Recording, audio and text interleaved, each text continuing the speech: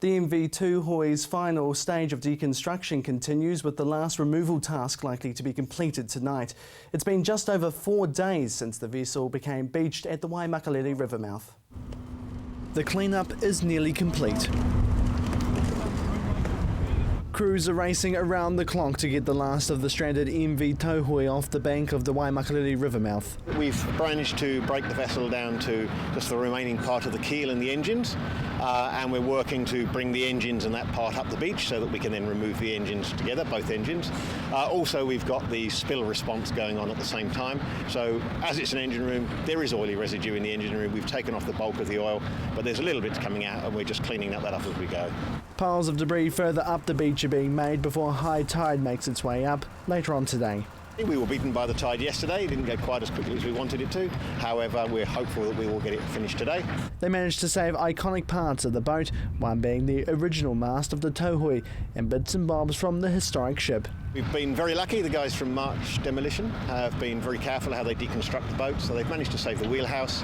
The masts, the funnel came off in one piece today, which was really quite good.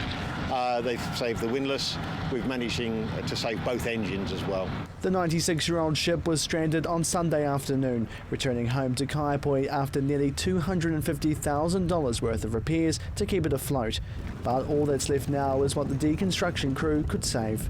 The Trust will actually have a real good quantity of items that they can put on display. And before they started the demolition, we actually managed to get the portholes, historic items, memorabilia off. So we're really quite pleased with the amount we managed to save. It's really sad. It's a very sad event for everybody. All of the people who've been coming to visit and say hello have been upset, really sad. Everybody's had a personal tale to tell about the vessel. The chaps who sailed on board it, each one of them will wander around the vessel and they'll point to bits and they'll tell you a story about it dating back 40-odd years.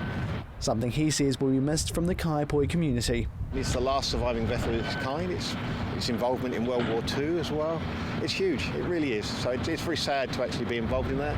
But in some ways, at least we've been able to do a little bit and save some of that for future generations. The pressure's on now for the crew behind me as they move the wreckage further up the beach before high tide comes in tonight. Tomorrow they'll make a decision of what happens next to the wreckage. Jared McCulloch, CTV News.